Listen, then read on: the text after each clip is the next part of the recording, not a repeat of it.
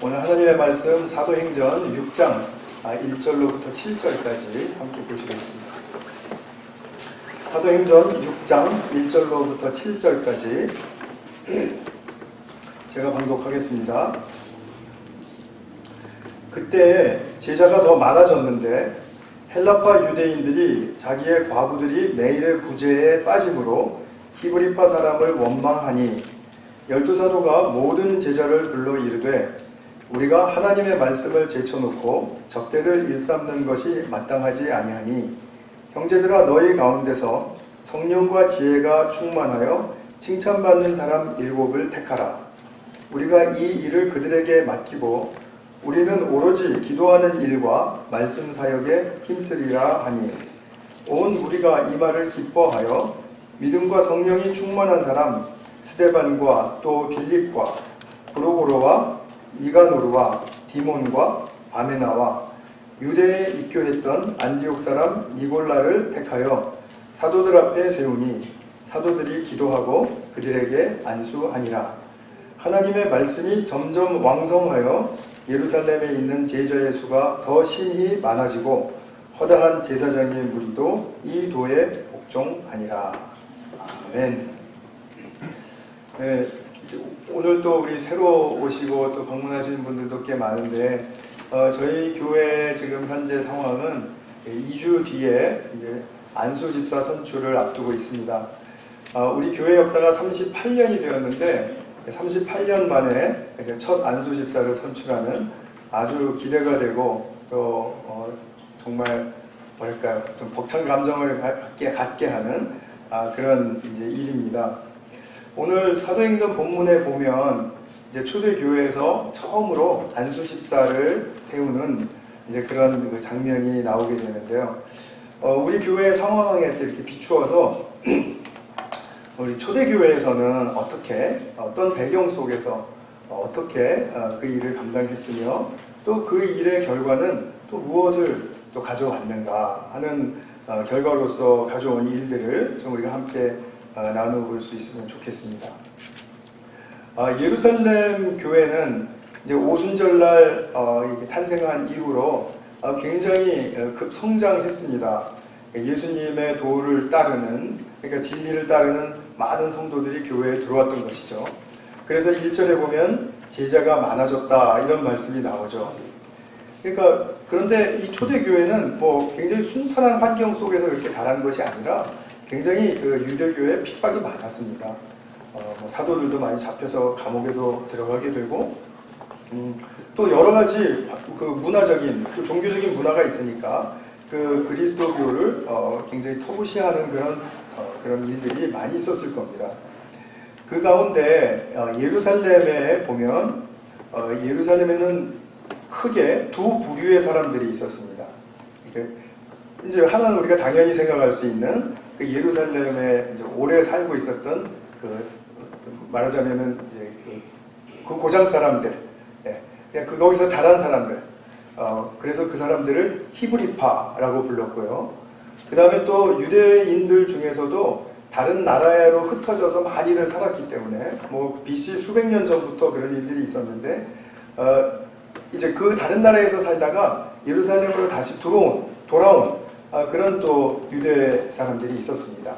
또 우리 교회처럼 뭐 1년, 2년 이렇게 장기적으로 방문하는 사람들도 있었을 것이고요. 이런 사람들은 헬라 말이, 그리스 말이 더 편했습니다. 그 사람들은 그래서 헬라파 이렇게 불렀습니다. 어쨌든 이 교회에도 이 두 부류가 이제 존재했던 것이죠.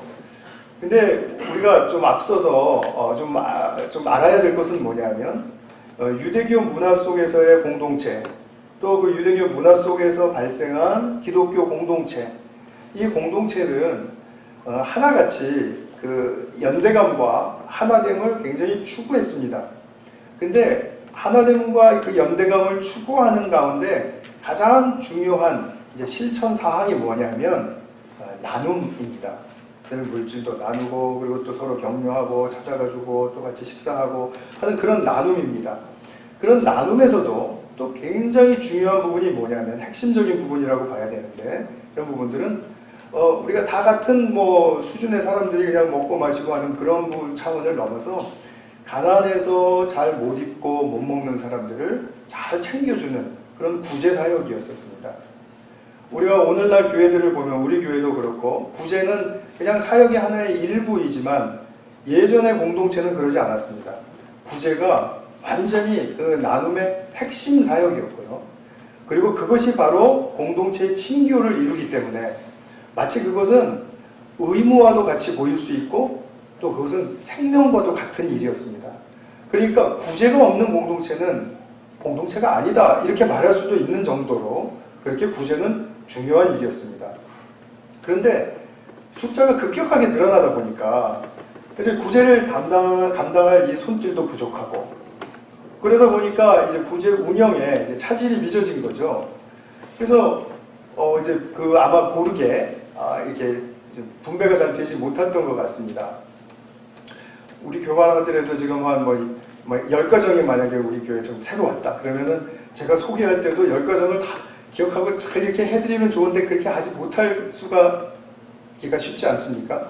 그런 것처럼 근데 이 당시는 수백 명씩 매일 몰려 들어오는 그런 상황이니까 엄청나게 그것을 감당하기가 쉽지 않았을 거다 이렇게 생각이 됩니다.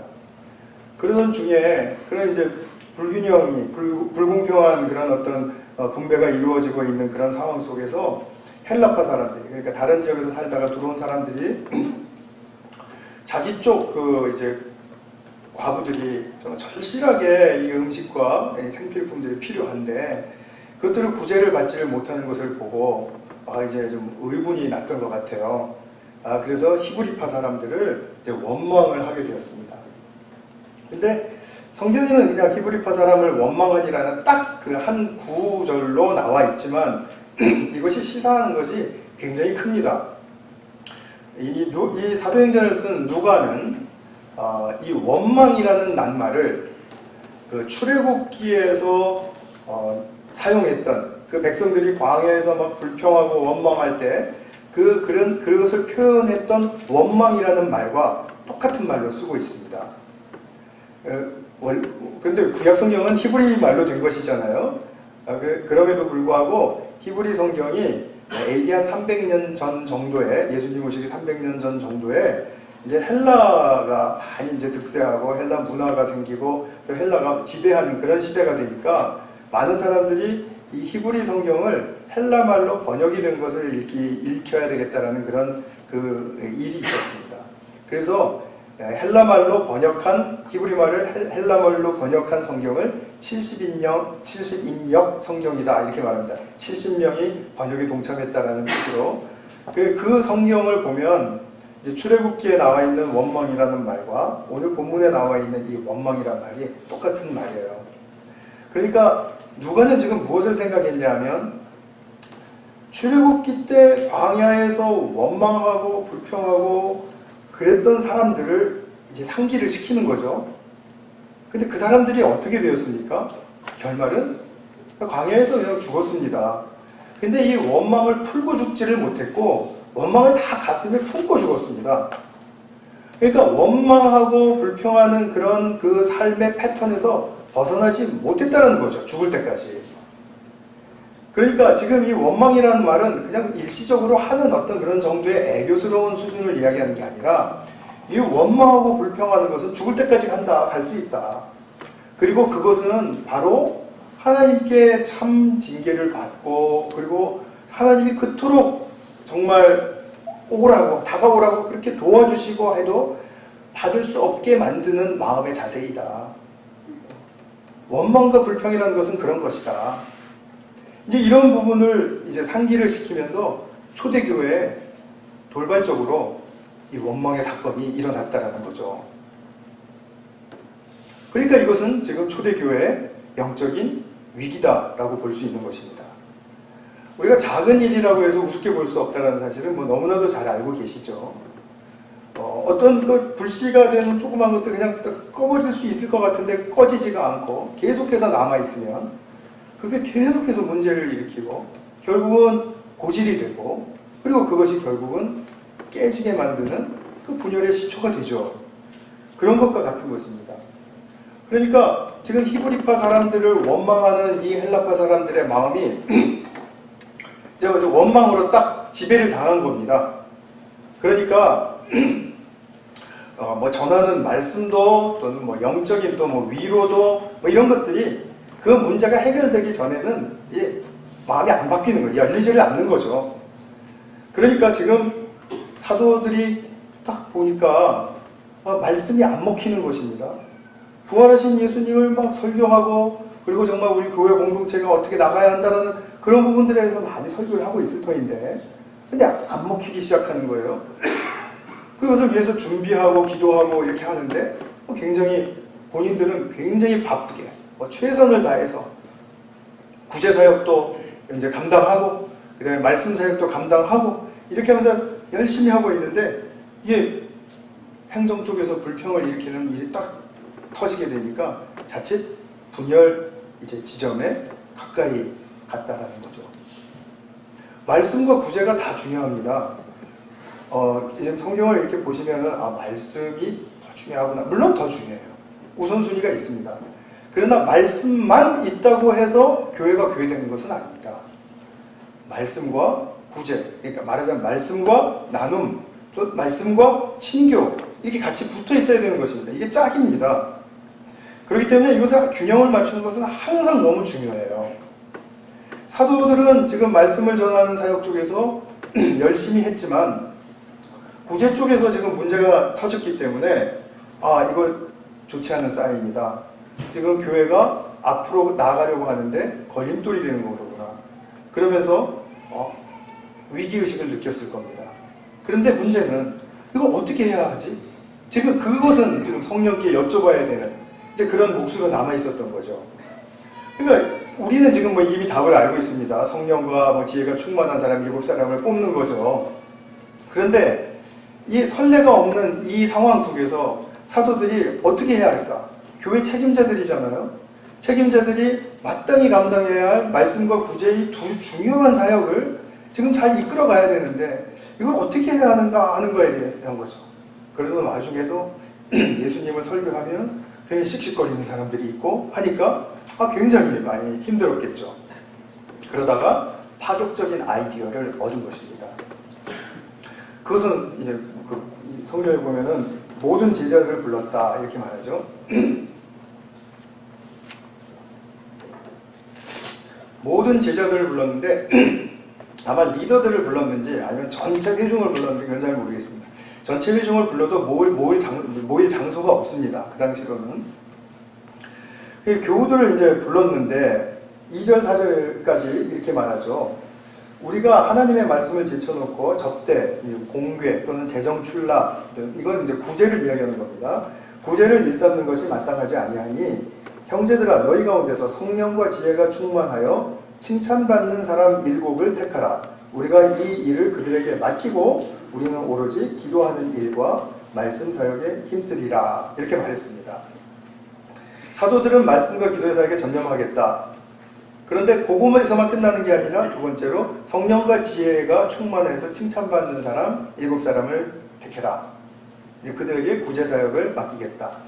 근데 그 말을 들었을 때 이 온 회중이 되게 기뻐했습니다. 그래서 온 무리가 5절에 보면 이 말을 기뻐했다 이렇게 나옵니다. 그리고 뽑았습니다.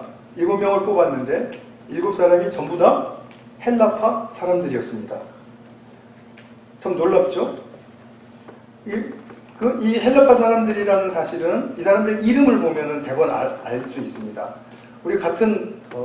우리는 같은 황씨라고 말할 수 있겠죠. 우리 황씨 있잖아요, 우리나라에. 중국에도 황씨 있죠. 근데 중국에는 황 이렇게 하죠. 황이라고 하고. 그러니까 호황이라고 하면은 중국의 중국 황씨구나 이렇게 알 수 있는 것처럼 이 사람들 이름을 보면 다 이거 헬라 출신 사람들이로구나 다 알 수 있다는 거죠. 그것은 쉬운 일입니다. 그 사람들을 이제 뽑혔고 그 사람들을 구제 사역을 위임했습니다. 그 위임해서 책임을 부여하고 권위를 주는 거죠. 이제 이렇게 해 주십시오라고. 그렇게 부여해 주는 그 의식을 안수식이라고 합니다. 왜냐하면 손을 얹고 이제 의식을 치르기 때문에 안수식이라고 그렇게 이제 말하죠. 그러니까 권위를 부여해 주는 그 이제 예식을 말하는 것이죠. 그래서 교회 역사상 첫 7 안수 집사가 선출되었습니다.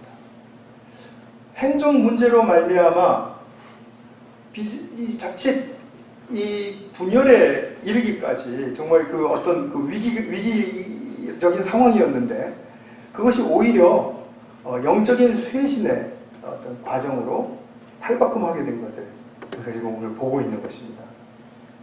영적 쇄신이 일어났습니다. 영적 부흥이 일어났다라는 말입니다. 7절에 보면은 하나님의 말씀이 점점 왕성하여 예루살렘에 있는 제자의 수가 더 심히 많아지고, 얼마나 많아지면 심히 많아졌다 이렇게 표현할 수 있는지 모르겠습니다만 심히 많아졌대요. 많이 아주 많아졌다는 얘기죠. 허다한 제사장의 무리도 이 그러니까 믿음에 복종하니라 이렇게 말합니다. 세 가지를 말했죠. 말씀이 왕성하여졌다, 제자들의 수가 더해졌다, 그 다음에 심지어는 유대교 제사장 리더들 그룹까지 예수님을 믿는 그런 사건이 일어나게 되었다 이거죠. 말씀이 왕성하다라는 말이 뭘까요? 말씀이 왕성하다. 그러니까 크게 말하면 말씀이 왕성한 걸까요? 그런 거 아니겠죠. 말씀이 왕성하다라는 말은 더욱 중요하여졌다라는 뜻입니다. 그러니까 말씀을 중요하다고 생각하고 믿고 따르고 있습니다. 근데 이 일을 계기로 인해서 정말 말씀이 너무 중요하구나. 이건 정말 상상을 초월할 정도로 이게 중요한 말씀이로구나 하고 그 말씀의 중요성을 깨달은 거예요. 그러면서 말씀을 통해서 생명의 활력을 얻기 시작했다라는 거죠. 그것이 바로 말씀이 왕성해졌다라는 뜻의 한 일면이고요. 또 다른 일면은 뭐냐면 말씀을 전하니까 안 믿던 사람들이 믿어지게 되는 역사가 있는 겁니다. 그래서 새로 입교하는 그런 이제 교우들이 많아지는 거죠. 그 사람들이 다 초신자들이지만 말씀의 중요성을 알고 오는 거예요. 말씀이 정말 참 중요합니다. 내가 말씀밖에는 의지할 게 없군요. 내 인생에. 그러고 지금 들어오는 것입니다. 저도 예전에 이제 한번 크게 변화를 입을 때 그때 정말 하나님 말씀을 보면서 정말 이 말씀 외에는 내가 의지할 게 없구나 이 세상에. 그런 아주 절실한 생각을 가지고 말씀을 보기 시작했고 또 변화되기 시작했던 그런 경험이 있습니다. 그런 거죠. 그래서 이 영적 부흥이 일어나게 된 것인데요. 영적 부흥이라는 말은 정말 고귀한 말입니다. 굉장히 축복과 영광의 정말 하이라이트로서 정말 그 말을 사용할 수 있습니다. 영적 부흥이라는 말은 그렇습니다. 제가 말씀 사역을 이제 우리 교회에서 하고 있지만 제가 하든지 아니면 누가 다른 사람이 하든지 간에 우리 교회에 영적 부흥이 일어나는 것을 꼭 보고 싶은 그런 갈망이 있습니다. 평생에 자기가 속한 공동체에서 영적 부흥을 맛본다라는 것은 정말 무엇과도 바꿀 수 없는 이 이생에 있어서의 영광스러운 축복입니다. 단지 사람이 많아지는 것을 말하지 않습니다. 영적 부흥이라는 것은 하나님이 주도적으로 우리 공동체를 이끌고 계시는구나를 다 같이 보는 것이고요. 다 같이 그것을 보았을 때 우리가 본 하나님께서 우리에게 어떤 축복을 주시는지를 또 다 같이 경험하는 것입니다. 다 같이입니다. 다 같이. 영적 부흥은 개인적으로는 우리가 일어날 수 있어요. 개인적으로는 그래서 개인 영적 부흥이다 이렇게 부르기도 하는데 그런 부흥은 다 일어날 수 있습니다. 근데 그런 개인적인 부흥들이 이렇게 공동체적으로 확 타오르는 것을 말하는 거죠. 그러니까 우리가 장작개비 이렇게 집힐 때 일부분 여기서 타고 여기서 조금 타고 이렇게 하다가 어느 순간에 되면 장작이 불이 확 붙지 않습니까? 그런 것은 참 우리가 이때 정말 화력 좋다 이렇게 말하잖아요. 공동체 그런 상태를 말하는 거죠. 근데 오늘날 보면 공동체의 영적 부흥을 경험하는 교회들이 지극히 드뭅니다. 그건 우리의 현실입니다. 제가 까다로운 눈을 잣대를 들이대서 그것을 말하는 게 아니고요. 영적 부흥이라는 것은 굉장히 좀 거친 말로 하면 파괴력이 큽니다. 영적 부흥이 일어나면 믿지 않는 사람들도 교회가 훌륭하구나 이거 다 알게 되는 겁니다. 그런데 그런 일이 안 일어나고 오히려 비난의 화살과 또 교회가 또 수치스럽고 위축되어 있고 이런 가운데서는 우리가 말씀의 은혜 받고 또 우리 예배 신실하게 드리고 또 교제도 할 수 있지만 영적 부흥의 상태는 아니라는 거죠. 이게 구별되어야 된다는 것을 말씀드리고 싶어요. 하나님께서 주도적으로 이끄시는 것. 그러면서도 당신의 백성들에게 정말 심령이 타오를 수 있도록 그 갈망과 믿음과 그리고 충성을 도전하시는 것. 그것에 다 우리가 긍정적으로 반응하는 것. 다 같이. 그러니까 그런 일은 굉장히 드물겠죠. 그러나 역사 속에 있었던 일입니다. 그래서 우리가 기대할 수 있습니다. 이것이 정말 중요합니다. 오늘 본문을 보면 사도들이 이끌었던 초대교회조차도 영적 부흥은커녕 분열될 수 있는 그런 위기에 딱 마주쳤었는데, 그런데 이 영적 부흥으로 확 바뀌었죠. 전환된 것입니다. 여기서 반전의 기회가 여기 있었습니다. 이거 굉장히 중요한 부분입니다.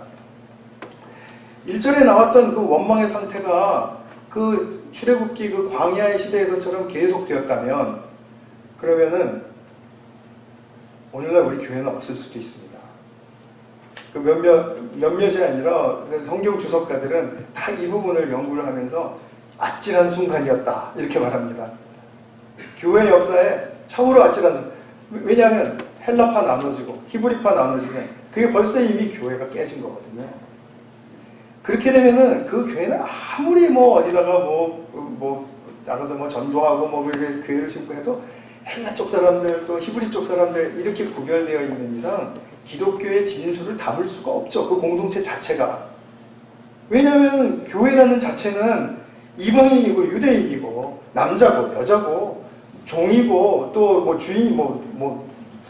주인이고 간에 구별 없이 하나가 되어 있는 것이 속성인데, 그것이 속성인데 그 속성을 갈라놓고 교회 한다 그러는 것은 흉내만 내는 것밖에 안 되는 거죠. 스스로를 속이는 일이라 이런 말씀입니다. 그러니까 이 주석가들은 보면서 아찔한 순간 잘 넘어갔다. 휴, 이런 거죠. 정말 우리가 왜 그런데 원망과 불평이 일어날까? 이 부분은 제가 오늘 주되게 다루고자 하는 부분은 아니지만, 그건 너무나 자기가 옳기 때문이에요. 자기가 너무 정당화되어 있기 때문입니다.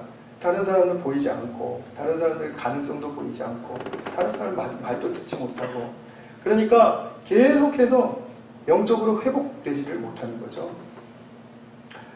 어느 공동체에나 있을 법한 말입니다.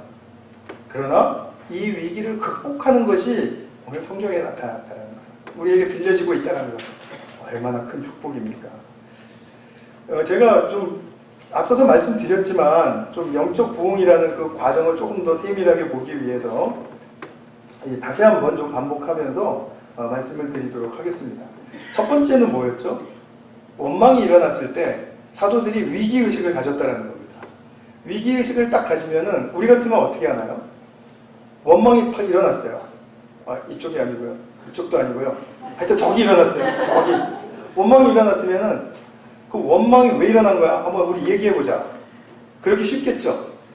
그죠? 그런 마음이 불쑥 일어나지 않겠습니까? 이거 얘기를 해봐야 되겠는데. 근데 사도들은 그러지 않았습니다. 사도들은 자기들이 하고 있는 사역을 점검했습니다. 그리고 자기들이 할 수 있는 만큼의 사역의 종류와 양을 조정했습니다.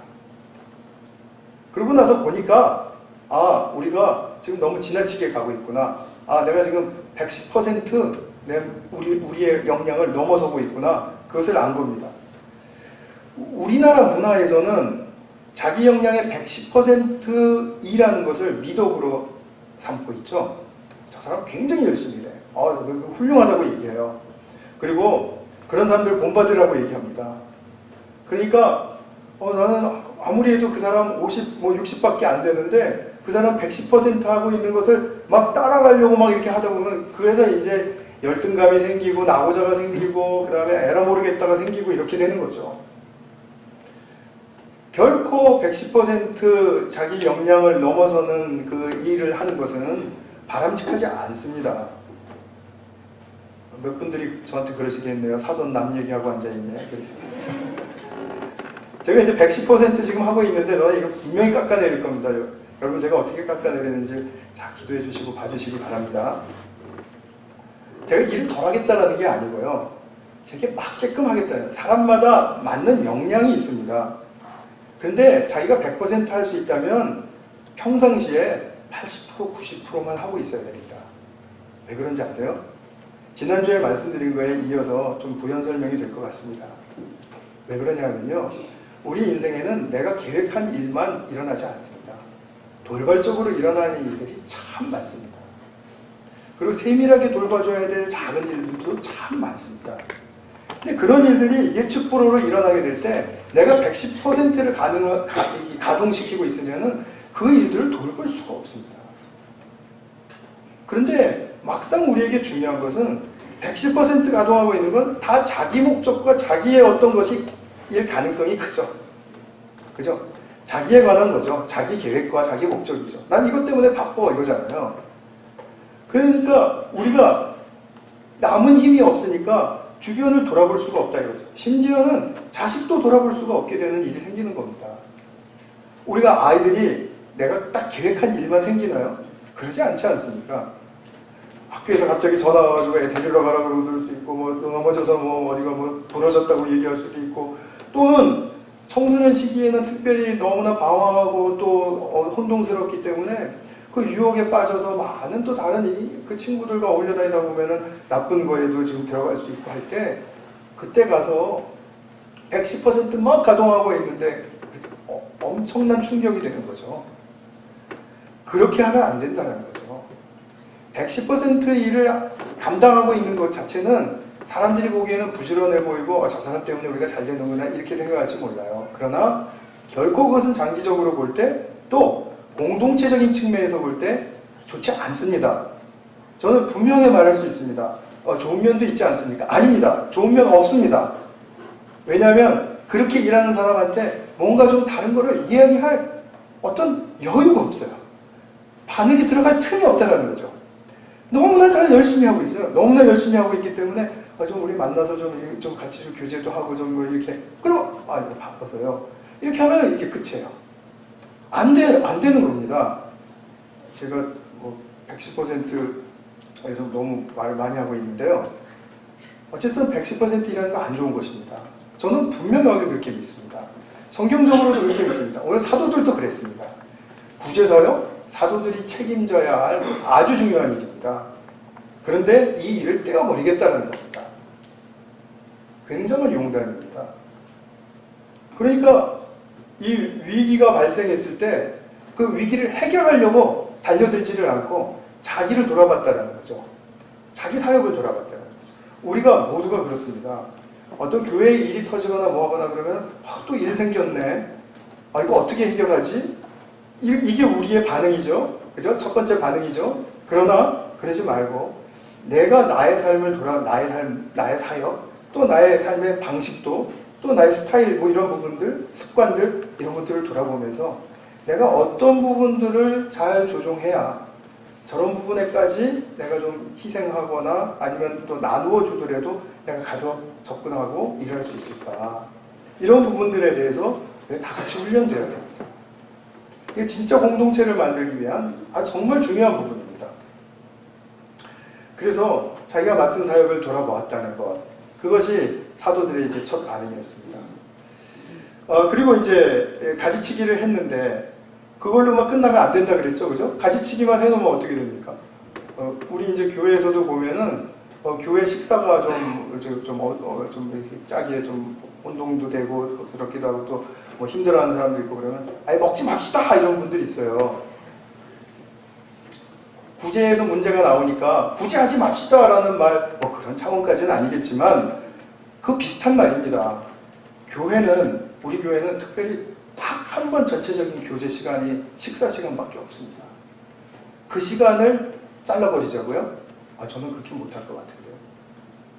그 시간은 학자하고 그냥 또 3, 4, 5 그냥 자기들끼리 모여서 먹고 하더라도 같은 그 한 공동체, 그 공간 안에서 우리가 이 공동체의 공기를 맛본다라는 것 그 자체가, 그게 우리에게 공동체의 추억과 기억이 되는 영적 자산이 될 수 있습니다.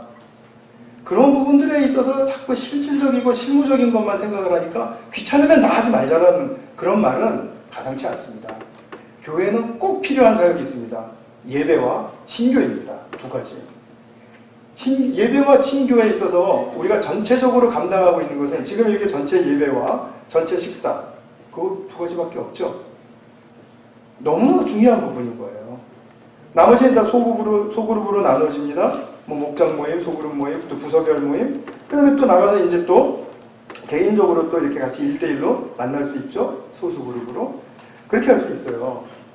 근데 그런 것들은 다 왕성한데 전체 모임에서 딱 두 가지밖에 없는 그것을 우리가 실무적으로 어려움이 있다고 해서 그걸 잘라버리자. 이건 안 되는 겁니다. 그래서 그런 부분에 있어서 우리가 영적인 의미를 좀 잘 캐내야 될 것이고요. 그러면서 사도들이 가지치기 하면서 자기들 사이에 그거는 없어서는 안 될 사역이니까 성령과 지혜가 충만해서 칭찬받는 사람. 칭찬받는 사람이라는 말이 좀 독특하죠. 그것을 세우기를 원했습니다. 말하자면 예수님의 이제 뜻에 두 가지 승인을 받아야 했던 거죠. 사도들이. 구제사역을 넘겨주고 또 성령과 그냥 아무한테나 넘겨준 게 아니라 성령과 지혜가 충만하고 칭찬받는 사람들에게 넘겨준다. 이런 자격이 있는 사람들이 7명 뽑혔다고 해서 7명만 있는 건 아니겠죠. 우리 교회가 이제 안수 집사 4분을 이제 선출하려고 하는데 안수 집사 자격이 있는 사람이 4분만 있는 건 아니듯이요. 그죠? 그래서 이제 그런 어떤 과정이 필요했던 거죠.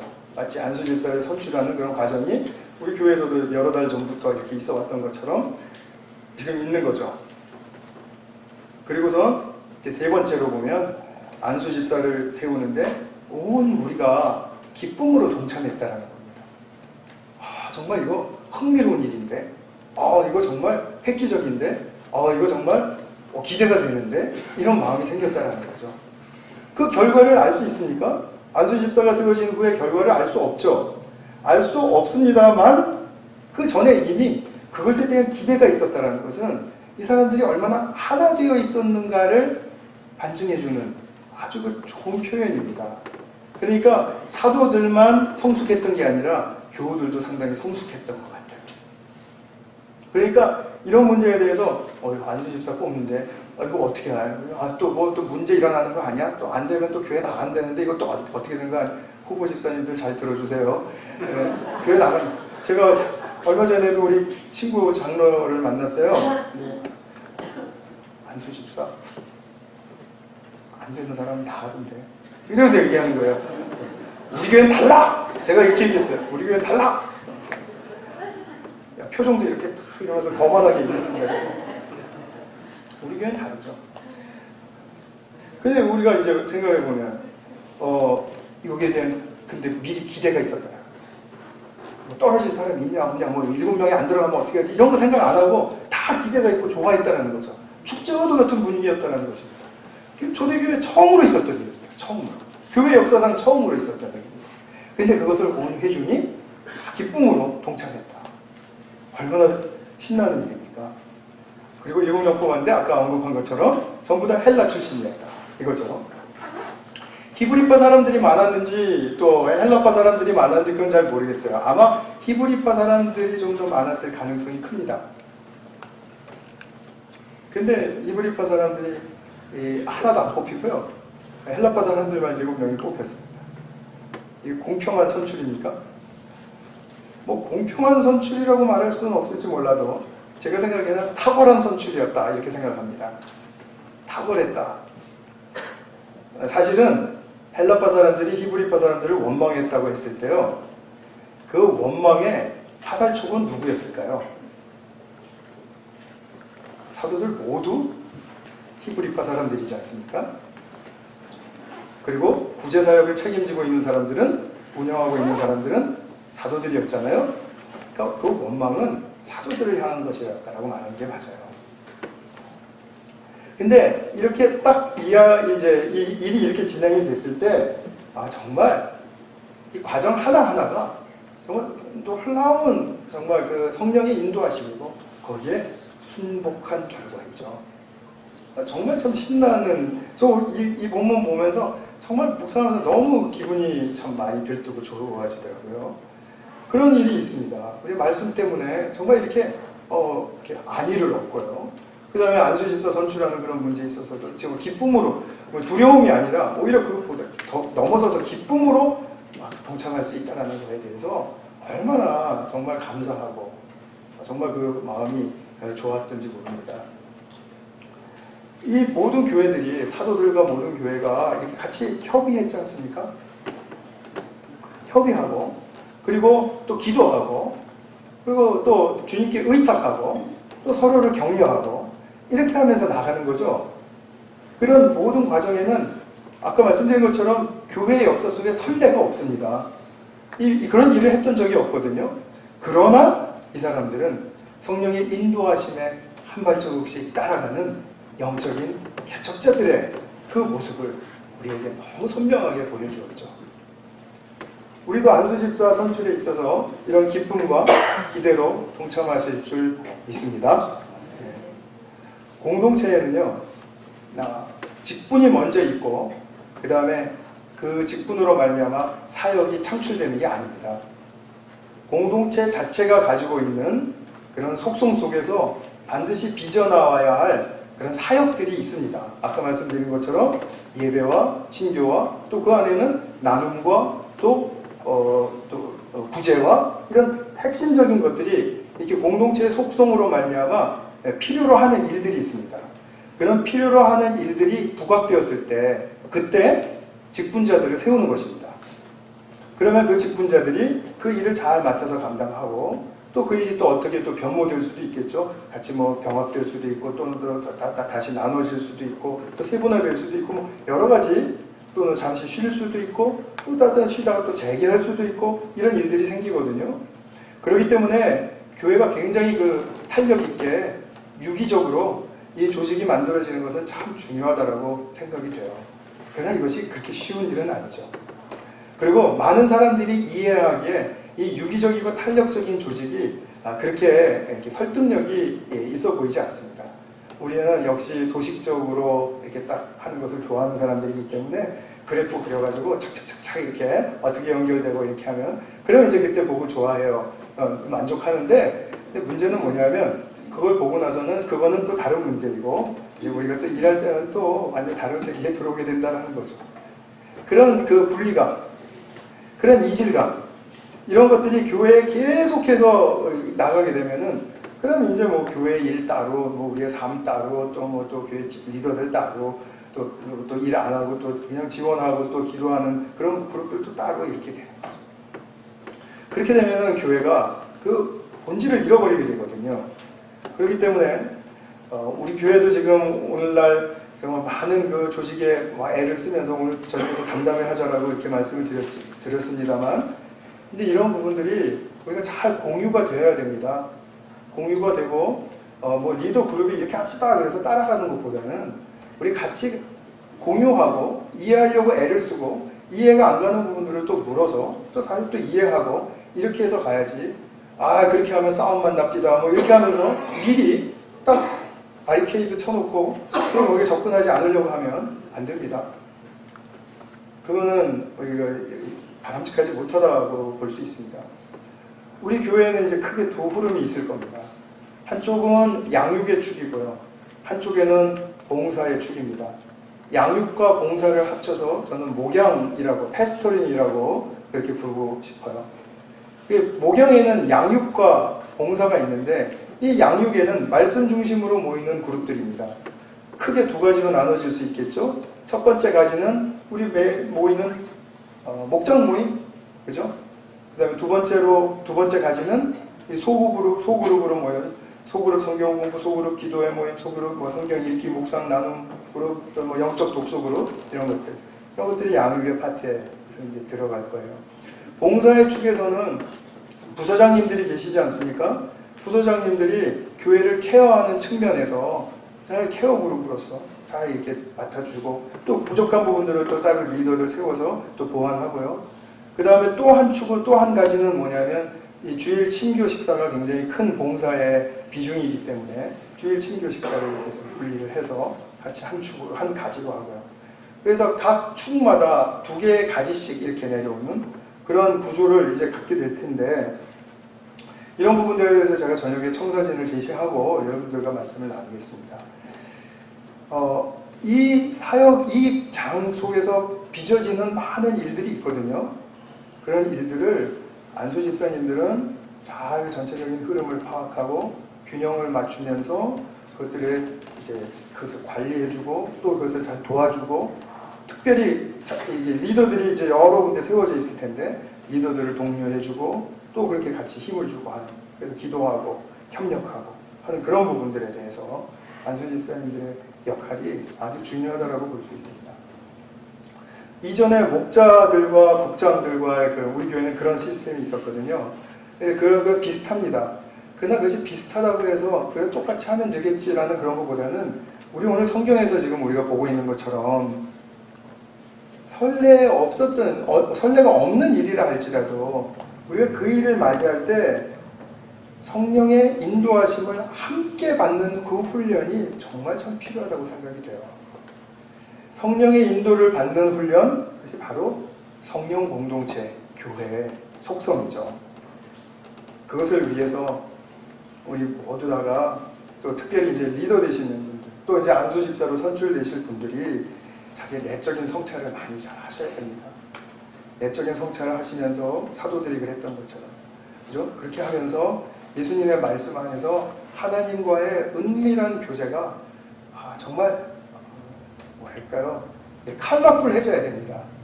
우리가 지금 가지고 있는 하나님과의 교제가 흑백 수준이라면 컬러풀해져야 되고요. 이게 3디멘션적 이렇게 나가는 이제 그런 식으로 나가야 됩니다. 그래서 하나님과의 교제가 상당히 폭이 넓고 다양하고 그리고 즐겁고 또 때로는 하나님과 동행하면서 대화하고 하는 그런 여러 가지 하나님과의 교제가 절대적으로 필요한 부분이죠. 교회 사역을 맡은 일꾼들은 남들이 보기에 좀 힘이 없습니다. 사실입니다. 남들보다 일을 많이 하니까요. 그런데 이러한 하나님과의 은밀한 교제로부터 부여되는 그 하나님 나라의 생명의 힘, 생명력, 이것은 우리 이 땅에서의 삶을 살게 하기에 충분하고도 남습니다. 굉장히 큰 영적인 축복이 되는 것입니다. 그런 부분들에 대해서 리더들과 우리 성도님들 모두가 다 영적인 그 은밀한 골방이 잘 형성되시기를 바라요. 그리고 2주 뒤에 있는 우리 안수 집사 선출을 위해서 많이 기도해 주시기 바랍니다. 그리고 교회 전체의 기쁨이 되고 또 영적 부흥의 기초가 되는 그런 축복이 되기를 진심으로 축원합니다. 같이 한번 기도하겠습니다. 지금 이 시간에는 우리 함께 안수 집사 선출과 또 이런 부분들이 있는데요. 그런 부분들을 위해서 같이 한번 기도하기를 원합니다. 먼저 정말 성경에 나온 그 우리 집사님 선출, 집사 선출이 정말 우리에게 좋은 또 본이 되고 또 이것이 바로 우리에게 영적인 가이드가 될 수 있기를 원합니다. 우리 교회 좋은 리더들이 세워질 수 있도록 우리 교회를 축복해 주십시오.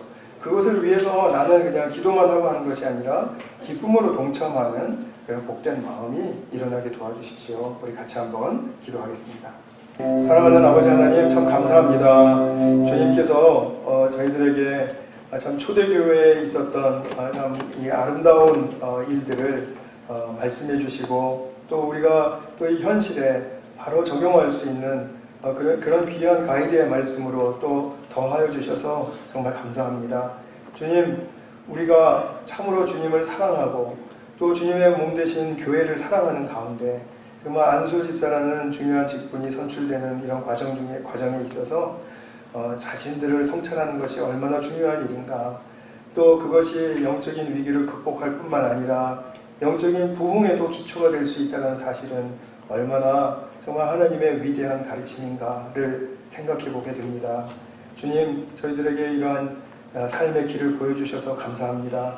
주님, 저희들이 더욱더 풍성한 교회 생활, 또 이것을 통해서 주님의 나라를 맛보고 또 주님의 나라를 확장시켜 가는데 저희들이 참으로 도구로 사용되어질 수 있는 그런 복된 과정으로서 저희들에게 많은 힘을 더하여 주시고 또 이끌어 주시기를 간절히 소원합니다.